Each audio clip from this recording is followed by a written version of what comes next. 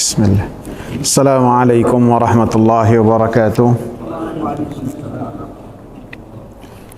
Innal hamdalillah nahmaduhu wa nasta'inuhu wa nastaghfiruh wa na'udzu billahi min shururi anfusina wa sayyiati a'malina.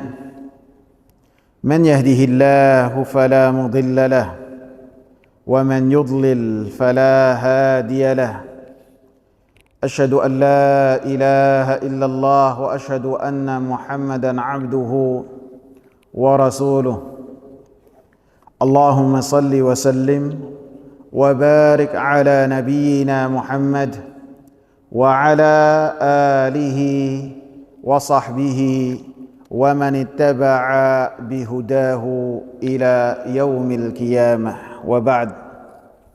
Hadirin jamaah sekalian yang saya hormati, kita masuk ke dalam hadis yang pertama yang dicantumkan oleh Imam Nawawi rahimahullah dari 1905 hadis yang beliau cantumkan dalam kitab Riyadhus Shalihin.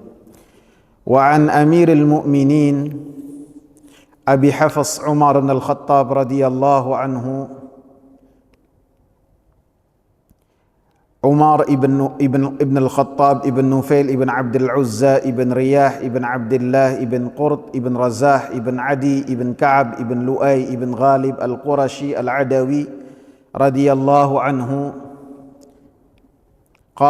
Beliau berkata, Umar bin Khattab berkata, sami'tu Rasulullah sallallahu alaihi wasallam, saya mendengar Rasulullah sallallahu alaihi wasallam berkata, innamal a'malu binniyat, sesungguhnya semua amalan ada dalamnya niat-niat, wa innama likulli imri'in ma nawa, dan setiap dari seseorang tergantung dari apa yang ia niatkan. Faman kanat hijratuhu ila Allahi wa rasulihi, maka siapa yang hijrahnya karena Allah dan Rasulnya, maka fahijratuhu ila Allahi wa rasulihi, maka hijrahnya kepada Allah dan Rasulnya. Wa man kanat hijratuhu lidunyan yusibuha, maka siapa yang hijrahnya karena dunia yang dia raih, aw imra'atin yankihuha, ataupun karena perempuan yang ia nikahi, fahijratuhu ila ma hajara ilaih, maka hijrahnya tergantung dari apa yang dia berhijrah kepadanya. Muttafaqun ala sihhatih, disepakati kesahihannya. Rawahu imama al-muhaddithin, diriwayatkan oleh kedua imam ahli hadis, Abu Abdullah Muhammad bin Ismail, yaitu Abu Abdullah Muhammad bin Ismail bin Ibrahim ibn al-Mughirah ibn Barzizbah al-Ju'fi al-Bukhari, dan yang kedua Abu Husain Muslim ibn al-Hajjaj bin Muslim al-Qushairi an-Nisaburi radhiyallahu anhuma. Semoga Allah subhanahu wa ta'ala meridai keduanya, fi kitabaihima, di dalam kedua kitabnya, alladaini, yang mana huma keduanya, asahhul kutubi al-musannafah, kitab-kitab yang paling sahih dalam kitab yang telah ditulis oleh para ulama. Hadis ini dicantumkan oleh Imam Bukhari dalam hadis yang pertama, dan beliau membawakan sanadnya dengan mengatakan haddatsana al-Humaidi, Abdullah ibn Zubair telah mengabarkan kepadaku Humaidi, yaitu Abdullah ibn Zubair. Kemudian Abdullah ibn Zubair mengatakan haddatsana Sufyan, telah mengabarkan kepadaku Sufyan.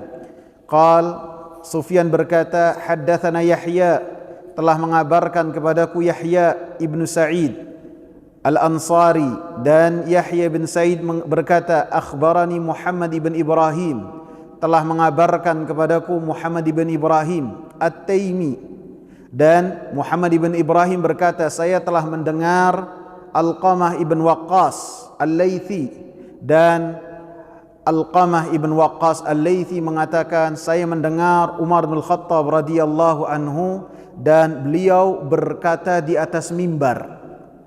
Kemudian beliau berkata, saya mendengar Rasulullah sallallahu alaihi wasallam bersabda demikian, innamal a'malu binniyat, sampai akhir.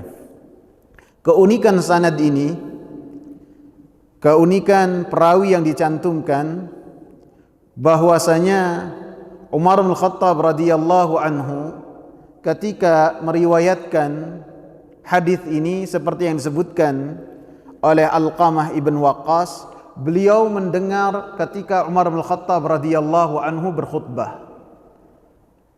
Umar bin Khattab berkhutbah, kemudian dipahami oleh Alqamah, dan Alqamah menyampaikan kepada Muhammad ibn Ibrahim. Yang unik, atau sebelumnya dalam banyak riwayat, ada riwayat bahwasanya Nabi sallallahu alaihi wasallam berkhutbah juga ketika beliau menyampaikan hadis ini dengan mengatakan, ya ayuhan nas, wahai para manusia, innamal a'malu binniyat, segala amal tergantung pada niatnya. Maka yang menjadi pembahasan para ulama, bahwasanya yang meriwayatkan hadis dari para sahabat ketika Rasulullah sallallahu alaihi wasallam menyampaikannya kepada sekumpulan para sahabat, hanya Umar bin Khattab saja. Hanya Umar bin Khattab. Dan Umar bin Khattab radhiyallahu anhu menyampaikan dengan khutbah juga. Dan yang menyampaikan hadis ini dari semua tabaqah, semua jenjang, setelah Umar bin Khattab hanya satu orang saja, Alqamah ibn Waqqas. Dan Alqamah pun tidaklah ada yang meriwayatkan pada tabaqah, pada jenjangnya Alqamah, kecuali Muhammad ibn Ibrahim. Jadi cuma satu dari sahabat satu, dari tabi'in satu, kemudian ke jenjang berikutnya satu, kemudian ke Muhammad ibn Ibrahim satu, dan tidak ada yang meriwayatkan dari Muhammad ibn Ibrahim kecuali satu, Yahya ibn Sa'id Al-Ansari, satu lagi. Baru setelah Yahya ibn Sa'id dikatakan oleh para ulama yang meriwayatkan hadis ini banyak, sampai 70 bahkan lebih dari perawi hadis, dan kemudian banyak yang meriwayatkan hadis ini. Jadi keunikan hadis ini, Rasulullah menyampaikannya dalam khutbah, tapi yang meriwayatkannya satu Umar meriwayatkannya dalam khutbah. Kemudian yang menyampaikan tentang hadis ini cuma satu. Padahal hadis ini hujjah. Talaqqathu al-ummah bil qabul. Ummah secara menyeluruh menerima hadis ini, dan hadis ini sangat dikenal sekali. Sehingga ini menunjukkan bahwasanya akhbarul ahad, hadis-hadis ahad, hadis-hadis yang tidak mutawatir itu hujjah, baik dalam akidah ataupun dalam bab muamalah menjadi hujjah. Karena hadis ini adalah hadis yang mencakup seluruh permasalahan ilmu, baik yang berkaitan dengan akidah, berkaitan dengan fikih, dengan berkaitan bab apapun juga, maka hadis ini masuk. Dan hadis ini diriwayatkan dengan hadisul ahad, hadis-hadis yang tidak mutawatir. Bahkan pernah saya singgung pada waktu yang lalu, ini hadis ahad yang paling ahad. Karena gharib, hadis gharib itu setiap tabaqahnya hanya meriwayatkan satu, seperti dalam hadis ini. Semua diriwayatkan satu dan satu.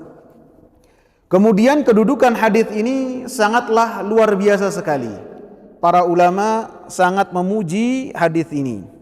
Dikatakan oleh Imam Abu Abdullah Muhammad bin Ismail Al-Bukhari, beliau mengatakan, "Laisa fi akhbarin Nabi sallallahu alaihi wasallam syai'un ajma'u wa aghna wa aktsaru faidatan min hadzal hadits." Kata Imam Bukhari, tidak ada di kabar-kabar dari Nabi sallallahu alaihi wasallam satu hadis pun yang lebih menyeluruh, yang lebih mencukupi, yang lebih banyak faedah dari hadis innamal a'malu binniyat. Jadi hadis yang paling menyeluruh dan hadis yang paling luar biasa.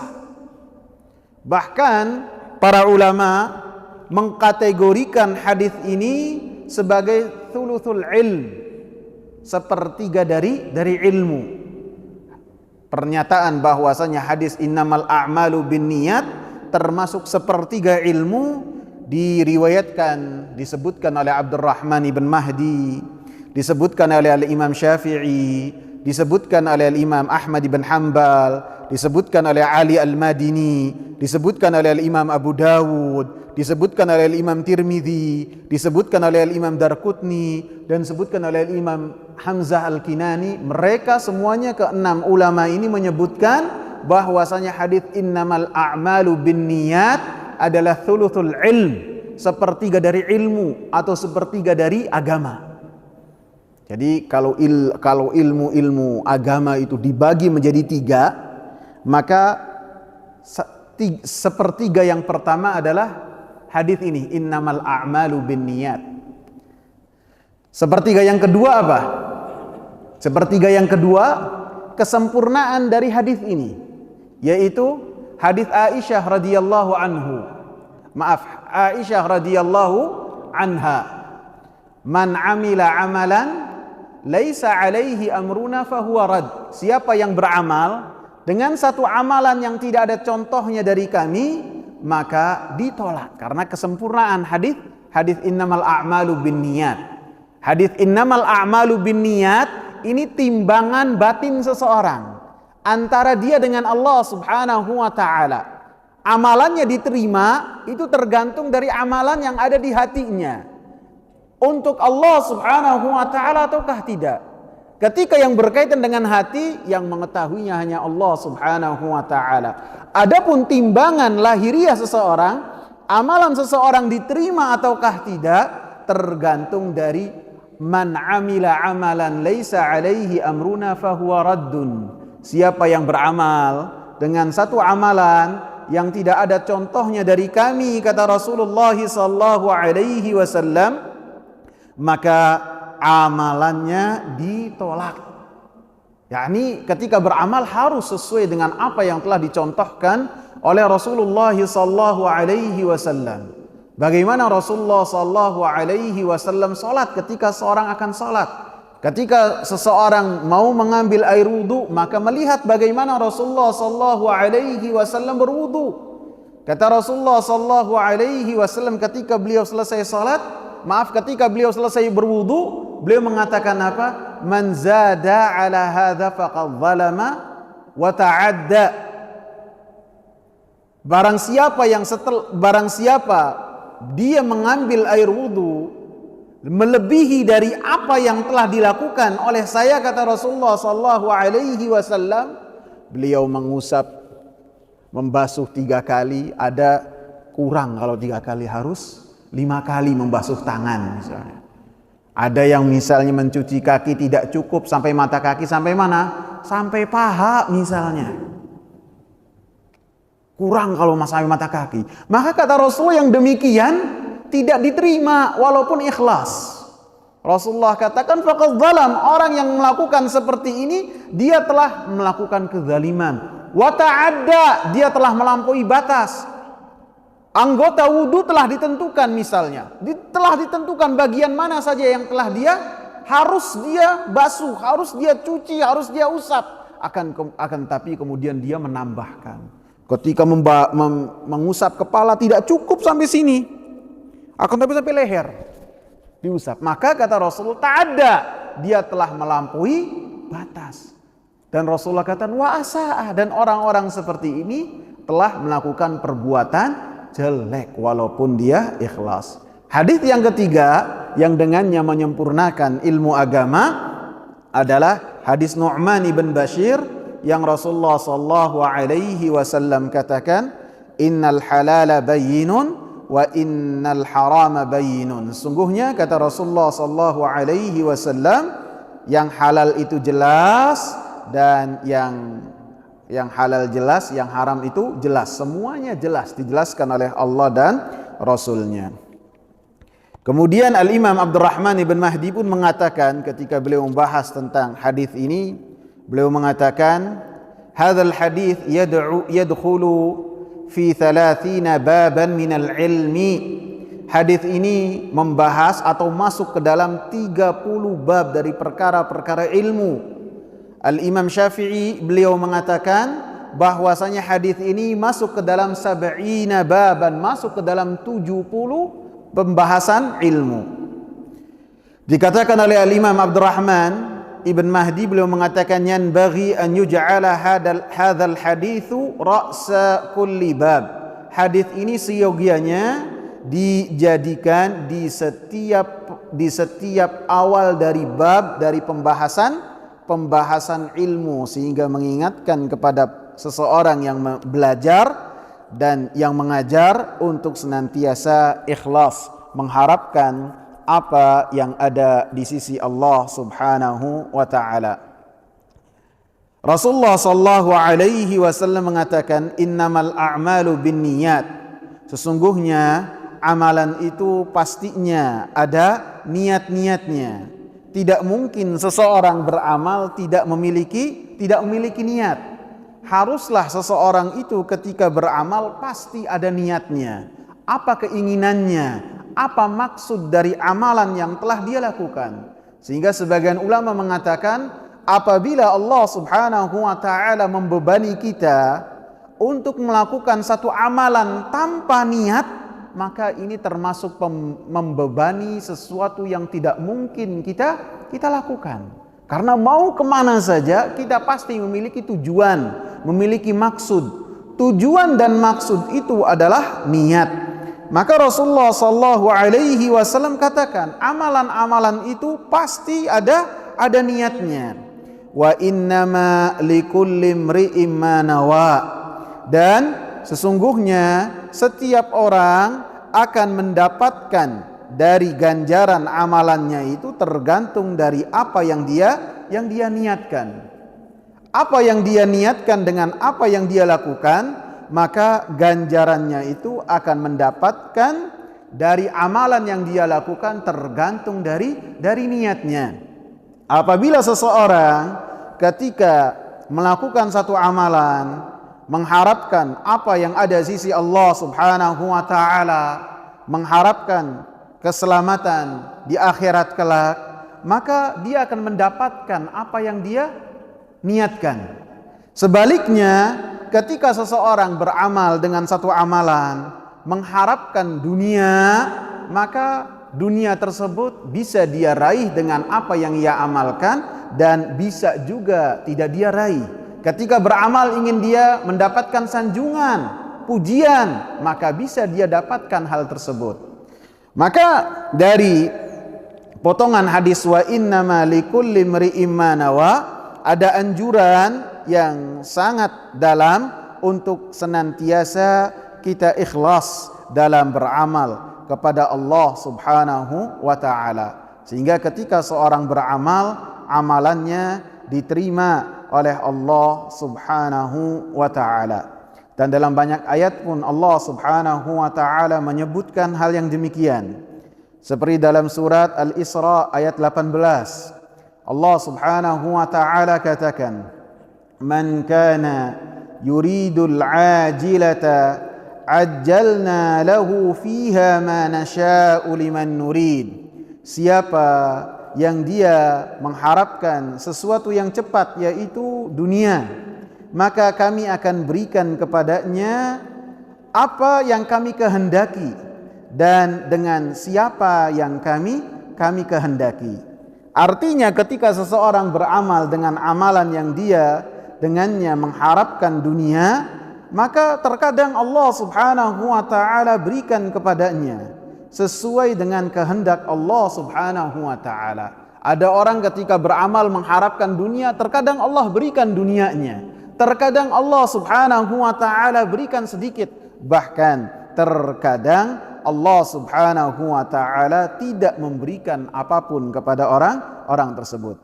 Sebaliknya, wa man aradal akhirata wa sa'alaha wa huwa mu'minun faulaika kana sa'yuhum mashkura.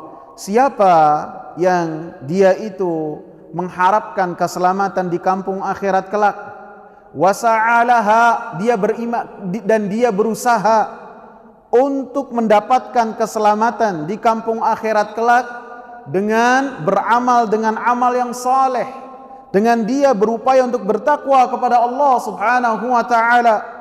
Wa huwa mu'minun, dan dia beriman kepada Allah Subhanahu wa taala, dia memiliki tauhid, dia mengucapkan kalimat la ilaha illallah, maka kata Allah Subhanahu wa taala, faulaika kana sa'yuhum mashkura, maka orang-orang yang demikian usahanya dan amalan yang telah dia lakukan akan Allah Subhanahu wa taala balas dengan kebaikan. Ketika dia berharap untuk mendapatkan keselamatan di hari akhir kelak, maka Allah Subhanahu wa taala berikan kepadanya keselamatan. Ketika dia beramal dengan satu amalan yang dengannya dia berharap untuk selamat di alam barzakh kelak, maka Allah Subhanahu wa taala tidak akan menzalimi hamba-hambanya. Allah Subhanahu wa taala akan memberikan balasan kepada kebaikan sedikit pun, lebih-lebih kebaikan yang besar, maka setiap pelaku akan mendapatkan kebaikan. Pelaku kebaikan akan mendapatkan kebaikan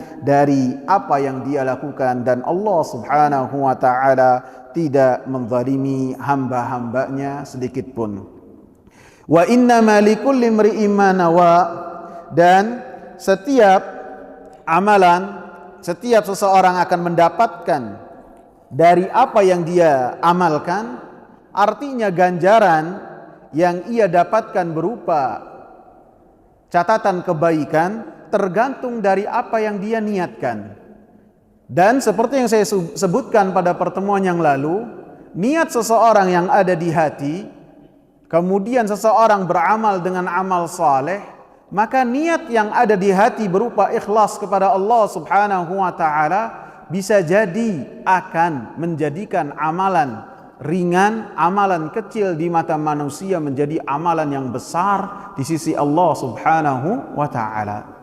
Sebaliknya, ketika seseorang beramal dengan amalan yang besar, akan tetapi nilai keikhlasan dia itu kecil, maka amalan tersebut menjadi amalan yang kecil, amalan yang sederhana. Bahkan ketika tidak ada keikhlasan di dalam hatinya, akan tetapi dengan amalan tersebut dia berbuat sum'ah, berbuat riya, maka amalan yang ia lakukan walaupun besar di sisi manusia, di sisi dirinya, maka di timbangan Allah Subhanahu wa taala menjadi debu yang berterbangan. Kemudian Rasulullah sallallahu alaihi wasallam sebutkan contohnya.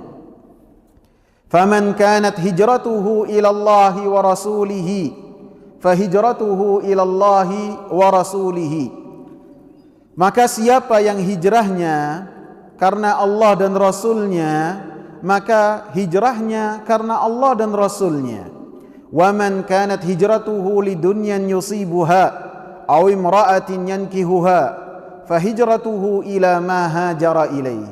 Maka dan siapa yang hijrahnya karena dunia yang ia dapatkan atau perempuan yang ia nikahi, maka hijrahnya tergantung dari apa yang telah dia hijrah kepadanya. Bagian kedua dari hadis ini, Rasulullah sallallahu alaihi wasallam menyebutkan satu amalan yang amalan tersebut dilakukan oleh sebagian besar oleh para sahabat.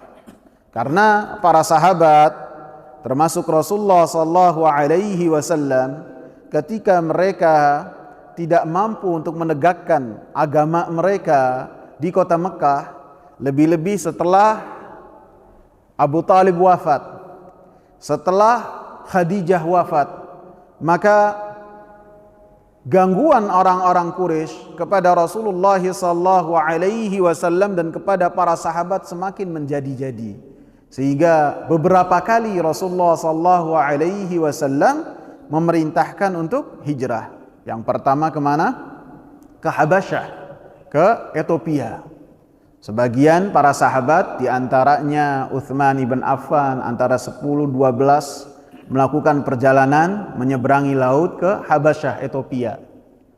Ada Utsman ibn Affan bersama dengan putrinya Rasulullah, ada juga Abdullah ibn Mas'ud, Mereka melakukan perjalanan ke Ethiopia, ke Habasyah, supaya bisa menegakkan agama mereka. Kemudian yang pertama, kemudian yang kedua, hijrah juga ke Habasyah, lebih dengan jumlah yang besar sampai 70 sahabat. Dan yang rombongan yang kedua ini pulang ketika Nabi SAW mengepung kota Khaybar pada tahun 7 Hijriah di bulan Muharram. Di dalamnya ada sepupunya Nabi Ja'far ibn Abi Talib. Kemudian setelahnya Rasulullah SAW berupaya untuk mencari tempat hijrah di mana? Berupaya untuk mencari di Taif. Di Taif Rasulullah SAW mendapatkan sambutan yang sangat jelek. Dihina Rasulullah SAW. Kemudian masuk lagi ke kota Mekah dengan bantuan Mut'im ibn Adi. Jadi Rasulullah telah hijrah ke kota Taif, pergi bersama dengan Zaid bin Harithah, anak angkat beliau. Kemudian begitu beberapa hari, sekitar 12 hari beliau balik lagi ke kota Mekah, maka beliau tidak bisa balik lagi. Maka pada saat itu Mut'im ibn Adi menjamin Rasulullah SAW untuk masuk ke kota Mekah.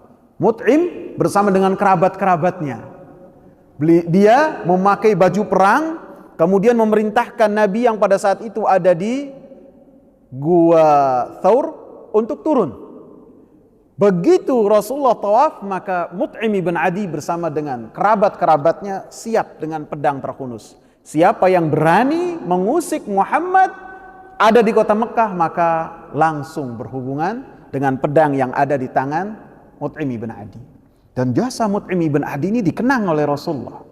Ketika Rasulullah SAW menguasai 70 tawanan perang Badar, ketika Umar berbeda pendapat dengan Abu Bakar untuk diapain nih 70 orang ini, maka kata Rasulullah, "Lau kana Mut'im ibn Adi hayyan," kalau seandainya Mut'im ibn Adi itu masih hidup dan dia meminta kepadaku untuk melepaskan 70 orang ini, akan saya lepaskan. Karena apa? Ingat jasa-jasanya. Jadi kalau ada orang kafir berbuat baik kepada kita, kemudian kita balas kepadanya dengan kebaikan, maka ini pun telah dicontohkan oleh Rasulullah SAW.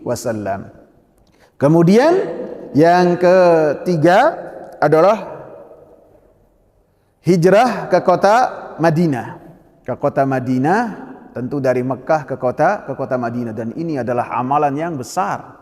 Dan ini adalah salah satu yang tercantum di kitab-kitab terdahulu, di kitab-kitab yang di tangan orang-orang Yahudi, sehingga orang-orang Yahudi mereka hijrah ke kota Yathrib, dan mereka mengetahui bahwasanya Yathrib itu adalah tempat hijrahnya Nabi akhir zaman. Cuma nabinya siapa mereka tidak tahu. Mereka berharap untuk nabinya itu keluar dari keturunannya Yakub, bukan dari keturunannya Ismail. Mereka berharap demikian, sehingga ketika yang nongol itu Muhammad ibn Abdullah, orang Arab dari keturunannya Ismail, maka mereka dengki dan hasad kepada Nabi Muhammad SAW. Padahal mereka mengenal Nabi Muhammad SAW lebih mengenal daripada putra mereka. Mereka bisa jadi syak, ragu terhadap putra mereka. Apakah keturunan mereka ataukah tidak? Akan tapi kepada Muhammad ibn Abdullah, dengan sekali melihat saja mereka mengetahui bahwasanya ini adalah Nabi yang memiliki kemuliaan yang sangat banyak di sisi Allah Subhanahu wa ta'ala. Sehingga para sahabat ridwanullahi alaihim mereka berbondong-bondong untuk hijrah ke kota Madinah. Diawali oleh siapa? Oleh Mus'ab ibn Umair. Beliaulah yang pertama hijrah setelah Nabi SAW bertemu dalam Bai'at al-Aqabah bersama dengan orang-orang Yathrib. Mereka berbaiat kepada Nabi SAW dalam musim haji di malam Mina, ketika mereka mabit di Mina. Dan di tahun yang berikutnya ada Bai'at al-Aqabah yang kedua yang lebih besar lagi, sehingga mereka berbaiat kepada Nabi sallallahu alaihi wasallam. Kemudian diutuslah Mus'ab bin Umair sebagai seorang dai di kota Yathrib untuk menyiapkan kedatangan Nabi sallallahu alaihi wasallam. Kemudian para sahabat mereka meninggalkan apa yang mereka miliki di kota Mekah. Semuanya mereka tinggalkan dalam rangka apa? Mereka bisa menegakkan agama Allah Subhanahu wa taala, dalam rangka mereka tidak takut dalam melaksanakan apa yang telah diperintahkan oleh Allah Subhanahu wa taala. Sehingga dalam Al-Qur'an banyak sekali keutamaan-keutamaan keimanan, kemudian diiringi dengan walladzina amanu wa hajaru, dan orang-orang yang beriman dan mereka berhijrah dari kota Mekah menuju kota Madinah. Ini amalan yang luar biasa. Ditinggalkan kampung halaman mereka, ditinggalkan apa yang mereka miliki. Bahkan Suhaib Ar-Rumi ketika dia itu melarikan diri berhijrah ke kota Madinah, maka dia ditangkap. Suhaib Ar-Rumi ini datang ke kota Mekah dalam keadaan tidak memiliki apa-apa. Kemudian ketika berada di kota Mekah dia menjadi orang kaya, bisa berdagang.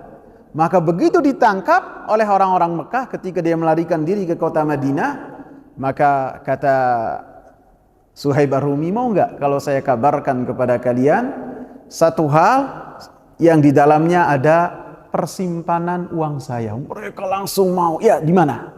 Ditunjukkan oleh Suhaib Ar-Rumi di sini, di sini, di sini. Dan mereka yakin bahwasanya Suhaib tidak akan dusta. Karena oleh orang-orang Arab tidak mungkin seorang lelaki merdeka untuk berkata dengan perkataan dusta. Ditinggalkan, dilepas. Dan benar apa yang ditunjuk oleh Suhaib. Di situ semuanya persimpanan, tidak ada yang disembunyikan. Begitu sampai kepada Rasulullah sallallahu alaihi wasallam, maka Rasulullah sallallahu alaihi wasallam langsung memujinya. Rabihat tijaratu ya Aba Yahya. Tijarah yang menguntungkan, perniagaan yang menguntungkan untuk engkau wahai Abu Yahya, dipuji oleh Rasulullah sallallahu alaihi wasallam. Kemudian disebutkan sebagai contoh oleh Rasulullah sallallahu alaihi wasallam dengan mengatakan, siapa yang ketika hijrah karena Allah dan Rasulnya, maka dia mendapatkan fadilah yang sangat besar, mendapatkan keutamaan. Karena dalam ayat-ayat yang membahas tentang para sahabat, maka yang disebutkan oleh Allah Subhanahu wa taala, yang pertama kali Allah Subhanahu wa taala sebutkan adalah wal muhajirina wal ansar, orang-orang muhajirin terlebih dahulu. Mereka memiliki keutamaan yang sangat besar. Setelahnya baru kemudian orang-orang ansar, menunjukkan keutamaan yang besar. Kemudian wa man kanat hijratuhu lidunya yusibuha, siapa yang hijrahnya karena dunia untuk dia bisa berdagang, mencari relasi atau apapun juga yang berkaitan dengan dunia dia, bukan dalam rangka menegakkan agama Allah, bukan dalam rangka dia selamat akhirat dia, bukan dalam rangka supaya dia bebas dalam melaksanakan syiar-syiar agama, maka lidunya yusibuha ini termasuk ketika seorang hijrahnya karena dunia, awi mra'atin yankihuha, atau karena seorang perempuan yang dia nikahi. Sebagian ulama menyebutkan kenapa perempuan ini disebutkan oleh Rasulullah sallallahu alaihi wasallam, padahal perempuan ini termasuk dari bagian dunia.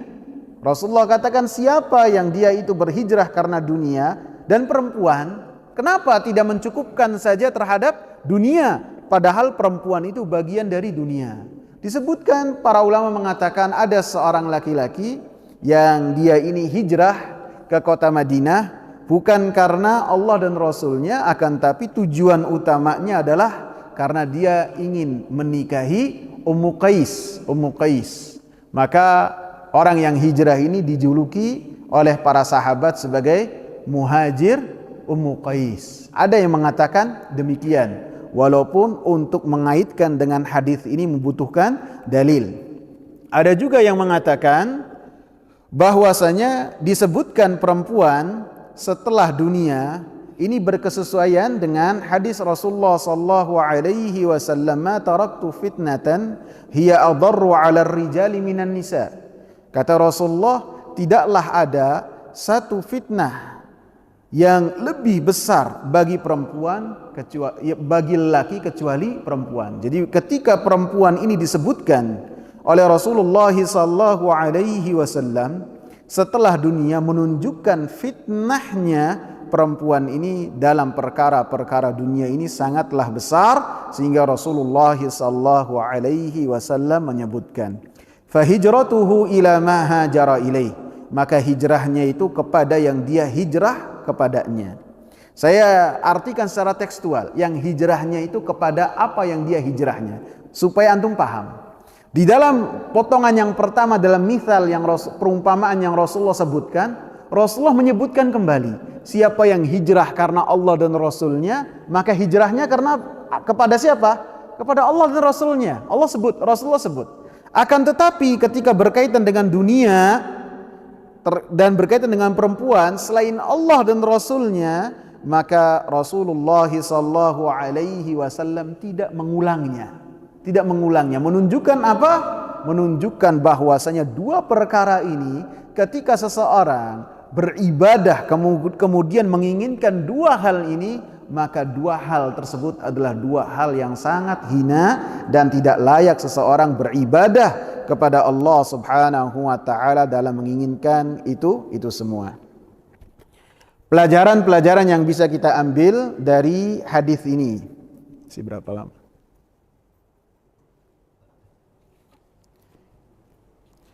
Pelajaran yang pertama saya ambil dari berbagai sumber.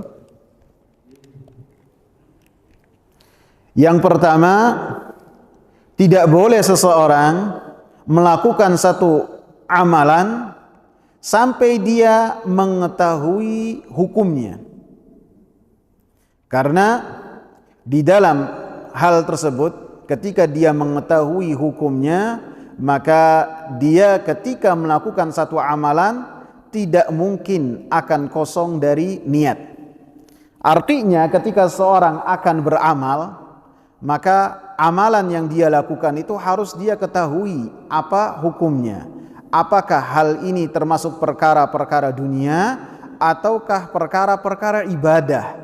Dan ketika yang berkaitan dengan perkara-perkara ibadah, harus ia ketahui apakah hal tersebut adalah perkara-perkara yang wajib, sunnah, maka dengannya ia niatkan dalam beramal terhadap kepada Allah Subhanahu wa taala dan memurnikan maksud dan tujuannya kepada Allah Subhanahu wa taala. Pelajaran yang kedua, bahwasanya orang yang lalai tidak ada pembebanan hukum kepadanya. Karena maksud dan tujuan, karena maksud mengharuskan seseorang mengetahui dari apa yang ia tujukan. Paham gak antum? Ini berkaitan, saya ulang lagi yang kedua ya. Orang yang lalai tidak ada pembebanan hukum baginya. Sehingga apabila tidak ada pembebanan hukum baginya, maka tidak ada ganjaran bagi orang tersebut. Ini berkaitan dengan hadis wa innama likulli imri'in ma nawa. Karena sesungguhnya setiap orang mendapatkan ganjaran dari apa yang dia niatkan. Disebutkan oleh Imam Ibn Hajar Asqalani ketika beliau membahas poin ini, beliau mengatakan, ketika seseorang puasa dengan puasa sunnah, kemudian di waktu zuhur, ketika seorang akan berpuasa sunnah dan dia memulai puasa sunnahnya, niatnya itu dari waktu zuhur misalnya. Dari waktu zuhur dia baru memiliki niat untuk berpuasa dengan puasa sunnah. Bukan berarti paginya sarapan, bukan. Artinya dari waktu fajar terbit, dari azan subuh dikumandangkan sampai waktu zuhur dia belum makan apapun juga. Paham sampai sini? Belum makan. Kemudian wah tanggung, setengah hari lagi bisa puasa. Ya udah sekalian puasa. Nanti makan siangnya diundur waktu maghrib sekalian. Maka ini boleh dan pernah terjadi terhadap Nabi beberapa kali. Nabi bertanya kepada Aisyah, wahai Aisyah, ada sarapan yang saya makan? Kata Rasulullah, enggak ada. Rasulullah marah-marah, enggak. Tanya lagi ke istri yang lain, ada sarapan enggak? Enggak ada. idzan ana shaim. Kalau gitu saya puasa. Kalau nggak ada sarapan saya puasa. Itu boleh dan terjadi kepada Nabi berapa kali dan dilakukan juga oleh para sahabat ketika mereka mencari sarapan, tidak mendapati sarapan, bukan marah-marah, bukan ngomel, akan tapi malah berpuasa. Dan puasanya pun bukan dalam niat ngambek, bukan, akan tetapi dalam rangka apa? Berpuasa, mengharapkan keutamaan puasa. Maka kata Imam Ibn Hajar rahimahullah, ketika seseorang berpuasa dimulai dari sebelum waktu zuhur misalnya, kemudian sampai berbuka waktu maghrib, waktu matahari terbenam, maka ganjaran baginya itu dimulai catatan kebaikannya ketika ada niat untuk berpuasa. Jadi ketika dia berpuasa, niatnya itu dari waktu zuhur, walaupun dari waktu fajar dia belum makan sampai waktu zuhur, kemudian dia langsung memiliki niat, ya udah kalau gitu saya puasa. Niat yang ia niatkan, dengannya dia mendapatkan ganjaran sisi Allah dari waktu dia miliki niat. Akan tapi dari waktu subuh sampai waktu dia berniat waktu zuhur untuk berpuasa, ini adalah waktu lalai. Dia tidak berniat dengan puasa walaupun amalannya sama, tidak makan, maka dia tidak mendapatkan ganjaran sisi Allah Subhanahu wa taala. Paham apa bingung? Paham ya? Pahalanya itu dimulai dari itu. Kalau separuh, kalau dibilang separuh enggak. Tapi ganjaran, nilai ganjaran puasanya dimulai dari dia berniat untuk puasa. Jadi tidak dikatakan puasa sebeduk, tidak ya. Dan ini berlaku hanya puasa sunnah saja. Adapun puasa fardu, puasa Ramadan, puasa qadha, maka kata Rasulullah, man lam yujmi'is siyama fala siyama lahu. Siapa yang dia tidak berniat puasa di waktu malam, maka tidak dia bisa dikatakan puasanya sah. Ketika masuk waktu fajar dia tidak memiliki niat, tidak bisa berpuasa. Itu terjadi bagi puasa sunnah saja. Pelajaran yang berikutnya, ini pelajaran yang saya sebutkan di bagian yang pertama. Ala anna al-wahida thiqata idza kana fi majlisi jamaah. Bahwasanya apabila satu orang yang orang ini thiqah, terpercaya, indah bagi orang-orang ahli hadis, terpercaya. Kemudian orang ini berada di dalam satu majelis kumpulan orang. Kemudian orang ini bercerita tentang apa yang ada di majelis tersebut, sesuatu yang ada di majelis tersebut, yang mana hal tersebut tidak mungkin orang-orang yang ada di majelis tersebut tidak mengetahuinya. Kemudian yang menceritakan hanya dia saja, yang lain tidak menceritakan. Maka kata Imam Ibn Hajar rahimahullah, anna dzalika la yakdahu fi sidqihi. Maka yang demikian tidak mengurangi kejujuran, nilai kejujuran dia, tidak merusak nilai kejujuran dia. Dia berada di satu majelis banyak, anggaplah majelisnya itu di dalamnya ada 200 orang. Kemudian ada seorang yang berkata dengan perkataan yang didengar oleh semua orang. Kemudian yang meriwayatkan dari 200 orang ini cuma dia saja. Kemudian menyampaikan, adapun 199 orang yang lainnya tidak menceritakan. Maka hal ini bisa diterima, walaupun semuanya mendengar. Dan ketika yang meriwayatkan dan menyampaikan hanya dia saja, bukan berarti hal tersebut adalah berita dusta. Selama orangnya thiqah, selama orangnya terpercaya, maka kita benarkan. Bisa antum ambil kesimpulannya dari kisah apa yang tadi saya kisahkan? Umar ya? Umar mendengar? Iya, Umar bin Khattab mendengar khutbahnya Nabi. Dan Umar bin Khattab ketika berkhutbah dengan khutbah innamal a'malu binniyat, yang meriwayatkan dari Umar hanya Alqamah saja. Padahal Rasulullah berkhutbah yang mendengar cuma Umar. Ada orang yang berani meragukan amanatnya Umar, wah dusta. Enggak ada, cuma orang-orang sesat saja seperti Syiah. Adapun ahli sunnah wal jamaah sepakat Umar ini adalah orang yang luar biasa seperti yang sudah kita bahas. Begitu juga Alqamah dan berikutnya juga perawi-perawi yang lainnya. Muhammad ibn Ibrahim pun demikian. Sampai baru dari Yahya ibn Sa'id kepada generasi sudahnya baru banyak perawi. Kemudian pelajaran yang berikutnya bahwasanya dalam setiap amalan itu harus ada niat. La budda minan niyati fil a'mal. Harus ada niat dalam setiap amalan-amalan yang dilakukan oleh seseorang. Baik itu amalan-amalan yang dimaksudkan secara amalan tersebut seperti salat, ataupun amalan-amalan yang amalan tersebut adalah perantara untuk amalan yang lain seperti seseorang bersuci untuk menunaikan ibadah salat. Maka amalan-amalan ini tidak mungkin terjadi kecuali ketika seseorang melakukannya dengan niat. Dan wa inna likulli mar'in ma nawa. Setiap orang mendapatkan ganjaran dari Allah Subhanahu wa taala tergantung apa yang dia niatkan. Bisa jadi seseorang menunaikan salat di belakang imam yang sama. Dia berada di saf yang sama, bersebelahan dengan orang yang bisa jadi sama, akan tetapi ganjaran satu dengan yang lainnya di sisi Allah Subhanahu wa taala berbeda. Tergantung apa? Tergantung keikhlasan. Tergantung apa? Tergantung hadirnya hati dalam dia menunaikan ibadah salat. Terkadang orang itu ketika salat sebagai ajang dia termenung, sebagai ajang dia khayal, Allahu Akbar langsung hilang. Padahal imam baca kemana. Mungkin imamnya 6 rakaat dia tidak sadar. Sebagian orang demikian. Maka nilai ganjaran seorang tergantung apa yang dia niatkan.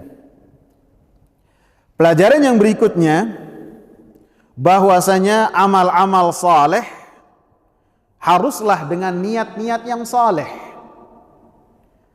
Dan niat-niat yang baik tidak akan menjadi satu kemungkaran menjadi kebaikan.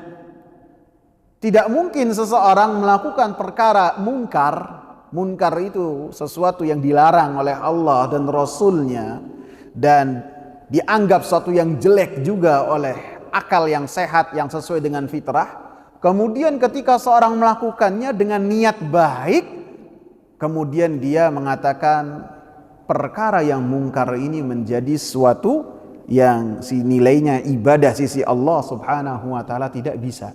Harus amal yang baik menjadi ibadah sisi Allah dengan niat yang baik. Adapun perkara-perkara yang munkar, perkara-perkara yang bid'ah, maka tidak mungkin seseorang ketika melakukannya dengan niat yang baik kemudian dia berusaha dengannya mendapatkan ganjaran di sisi Allah Subhanahu wa taala. Tidak mungkin. Dikatakan oleh Al-Imam Abdullah bin Mas'ud radhiyallahu anhu, "Kam min muridin lil khairi lan yusibah." Berapa banyak orang yang menginginkan kebaikan, dia tidak mendapatkan kebaikan tersebut. Perkataan ini beliau sebutkan ketika beliau menjadi seorang guru besar, kalau tidak di Kufah di Basrah, diutus oleh Umar bin Khattab bersama dengan Abu Musa al-Ash'ari. Abu Musa al-Ash'ari ketika sebelum waktu fajar atau waktu salat mendapati di masjid ini ada orang-orang yang mereka bertasbih, bertakbir, bertahlil, mereka berkelompok. Ada satu orang yang memimpin dengan semuanya membawa kerikil. Kemudian ada pemimpin yang mengatakan, ayo bertakbir 100 kali. Kemudian semuanya bertakbir dengan menghitung kerikil. Ayo bertahlil 100 kali, kemudian mereka bertahlil 100 kali. Kemudian ayo bertahmid, semuanya bertahmid, kemudian dengan menghitung 100 kali. Abu Musa ketika lihat kaget, apa-apaan ini? Beliau langsung lari ke Abdullah bin Mas'ud, karena Abdullah bin Mas'ud di kalangan para sahabat beliau ulama besar. Maka langsung dia ceritakan kepada Abdullah bin Mas'ud, wahai Abu Abdurrahman, saya melihat ini itu. Apa yang kau lakukan wahai Abu Musa? Maka kata Abu Musa, saya diam. Saya menunggu pendapat engkau wahai Abu Abdurrahman. Maka langsung ketiganya bersama dengan perawi Amr ibn Salamah ke masjid tersebut.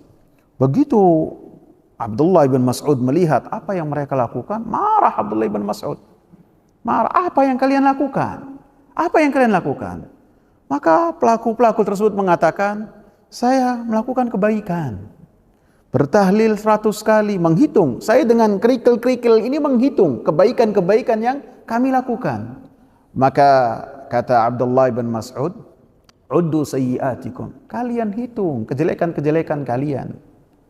Wa ana dhaminun lakum, dan saya menjamin kalian an la yadhi'a syai'un min hasanatikum. Saya menjamin kebaikan-kebaikan kalian tidak hilang sedikit pun. Kalian hitung kejelekan-kejelekan kalian. Kemudian Abdullah bin Mas'ud marah besar dan mengatakan, ma asra'a halakatakum. Ini firasatnya dari seorang alim. Seorang alim ketika melihat akan datangnya fitnah, dia tahu sebelum fitnah itu datang. Maka Abdullah bin Mas'ud mengatakan, ma asra'a halakatakum. Alangkah cepat kebinasaan kalian. Alangkah cepat. Ashabu Muhammad sallallahu alaihi wasallam mutawafirun. Sahabat-sahabat Nabi itu masih banyak bersama kalian. Sahabat-sahabat Nabi tidak melakukan apa yang kalian lakukan. Kok kalian melakukan demikian? Wa thiyabu Muhammad sallallahu alaihi wasallam lam tubla. Dan baju-bajunya yang telah dipakai oleh Nabi sallallahu alaihi wasallam belum hancur. Waktu kalian dengan Nabi sangatlah dekat. Wa aniyatuhu lam tuksar. Dan bejana-bejana yang dulu dipakai Nabi masih ada. Wa innakum la'ala millatin khairun min millati Muhammadin sallallahu alaihi wasallam. Apakah kalian berada di dalam agama yang lebih benar dari agama yang dibawa oleh Muhammad ibn Abdullah? Kemudian beliau mengatakan, wa inni sami'tu Rasulullah, saya mendengar Rasulullah sallallahu alaihi wasallam mengabarkan kepada kami, wa inna qauman yaqra'una al-Qur'ana la yujawizu hanajirahum wa tarakiyahum. Ada kaum yang mereka membaca Al-Quran, yang Al-Quran yang mereka baca tidaklah keluar, tidaklah masuk ke hati-hati mereka menjadi satu keyakinan, tidak melewati tenggorokan-tenggorokan mereka. Yakhrujuna minad din, yamruquna minad din kama yamruqus sahmu minar ramiyah. Mereka keluar dari agama yang mulia ini seperti keluarnya anak panah dari busur ketika dilepas. Wa aimullah, kata Abdullah bin Mas'ud, dan demi Allah saya meyakini bahwasanya kebanyakan kalian ada di apa yang telah dikatakan oleh Nabi sallallahu alaihi wasallam. Maka kata perawi Amr ibn Salamah, beliau mengatakan, wa raaitu aktsarahum, saya melihat sebagian besar yang diomeli oleh Abdullah bin Mas'ud, yang dimarahi oleh Abdullah bin Mas'ud, mereka orang-orang yang memerangi Ali ibn Abi Thalib dalam peperangan Nahwan ketika Ali radhiyallahu anhu berperang dengan Khawarij. Mereka ada di dalam peperangan tersebut. Sungguh apa yang telah luar biasa benar sekali apa yang dikatakan oleh Abdullah bin Mas'ud dengan mengatakan, ma asra'a halakatakum, sungguh cepat kebinasaan kalian. Dan pada saat itu orang-orang tersebut mengatakan, kami hanya menginginkan kebaikan wahai Abu Abdurrahman. Maka Abdullah bin Mas'ud mengatakan, kam min muridin lil khairi lan yusibah. Berapa banyak orang-orang yang menginginkan kebaikan tidak mendapatkan kebaikan tersebut, akan tetapi malah mendapatkan kejelekan. Kemudian yang berikutnya, pelajaran yang berikutnya, masih berapa menit? 1 ya. Yang berikutnya adalah ikhlas dalam beribadah kepada Allah Subhanahu wa taala, syarat untuk diterimanya amalan seseorang. Maka sesungguhnya Allah Subhanahu wa taala tidaklah menerima satu amalan kecuali apabila amalan tersebut murni untuk Allah Subhanahu wa taala, dan tidaklah menerima satu amalan kecuali amalan tersebut yang paling benar. Murni amalan tersebut apabila amalannya untuk Allah Subhanahu wa taala, dan paling benar apabila amalan yang dilakukan sesuai dengan apa yang telah dicontohkan oleh Rasulullah sallallahu alaihi wasallam. Apabila tidak, maka amalan tersebut seperti yang terjadi pada zamannya Abdullah bin Mas'ud akan menghantarkan kepada mengangkat pedang kepada penguasa. Jangan dikira bahwasanya bid'ah itu berhenti di dalam amalan seseorang saja. Maka kebid'ahan seseorang akan menyeret seseorang kepada kebid'ahan yang lain. Kebid'ahan yang kecil akan menyeret kepada kebid'ahan yang besar, sampai seseorang akan mengangkat senjata kepada penguasa, dan bisa jadi matinya orang tersebut ketika membangkang dan menyelisihi sunnah Nabi sallallahu alaihi wasallam, seperti yang terjadi kepada orang-orang yang dinasehati oleh Abdullah ibn Mas'ud. Semoga bermanfaat, dan insyaallah malam Jumat depan kita akan masuk ke hadis yang kedua. Subhanakallahumma bihamdika asyhadu an la ilaha illa anta astaghfiruka wa atubu ilaih. Assalamu alaikum warahmatullahi wabarakatuh.